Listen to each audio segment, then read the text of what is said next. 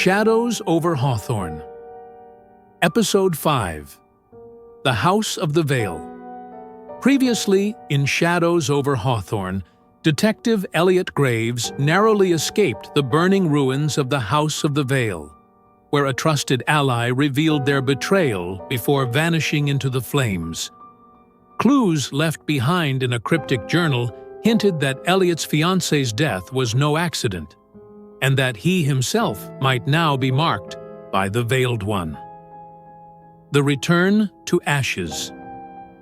Elliot stood in the smoldering remains of the estate, the acrid scent of ash heavy in the air. The fire had reduced most of the ruins to rubble, but something compelled him to stay. His lantern flickered as he sifted through the debris, uncovering half-burned scraps of parchment etched with runes. Each fragment whispered secrets of the Order, but none gave him what he sought most: answers. Among the ruins, he found a trap door, its edges scorched but intact.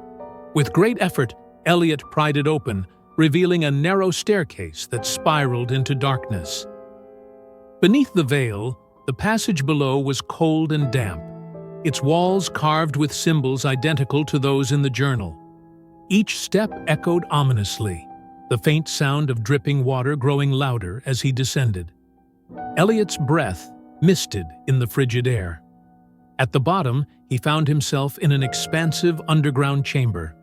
Stone pillars supported the ceiling, their surfaces engraved with depictions of rituals, hooded figures bowing before a shadowy entity, its form indistinct but menacing. The chamber's centerpiece was a circular dais, its surface inlaid with glowing runes that pulsed faintly. Resting in the center of the dais was a mask, jet black and smooth, with no visible features save for two hollow eye sockets. Elliot approached cautiously. As he reached for the mask, a voice echoed through the chamber. "Do you seek the truth, or merely vengeance?" He spun around, his revolver drawn. The chamber was empty, but the voice continued, low and resonant.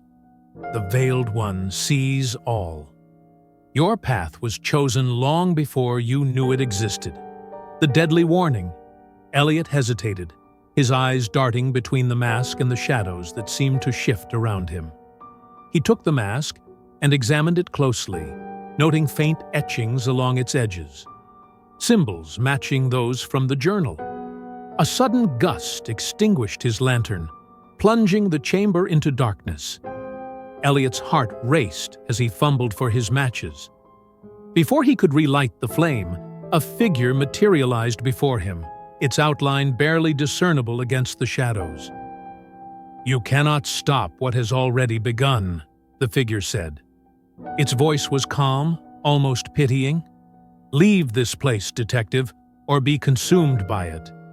Elliot steadied his trembling hand, gripping his revolver tightly. "You don't scare me." The figure stepped closer, the faint glow of the runes illuminating its hooded face. It held out a blood-red ribbon, the silk gleaming in the dim light. This was hers. "Do you remember?" The ribbon slipped through Elliot's fingers as the figure dissolved into the darkness. Revelation and resolve shaken but undeterred, Elliot relit his lantern and scanned the chamber. Beneath the dais, he discovered a hidden compartment containing a bound stack of documents. The papers detailed the Order's rituals, their purpose, and a single recurring phrase: "The Veiled One feeds on those who seek it." Elliot clenched his jaw. The pieces were falling into place, but they pointed to a horrifying realization. His pursuit of the truth was not only endangering him, but also feeding the very force he sought to destroy. As he ascended back to the surface, the weight of the mask in his hand felt heavier than before. He knew now that the fight was far from over. The House of the Vale had revealed its secrets, but it had also issued a warning. Standing outside the ruins, Elliot looked back one last time. The estate was silent, but its shadows seemed to watch him. "You won't win," he muttered, slipping the mask into his coat pocket. "Not while I'm still breathing." Cliffhanger, returning to his car, Elliot paused as he noticed something out of place. Resting on the driver's seat was another journal, its cover pristine despite the ashes coating his hands. A single word was etched into its leather. "Continue."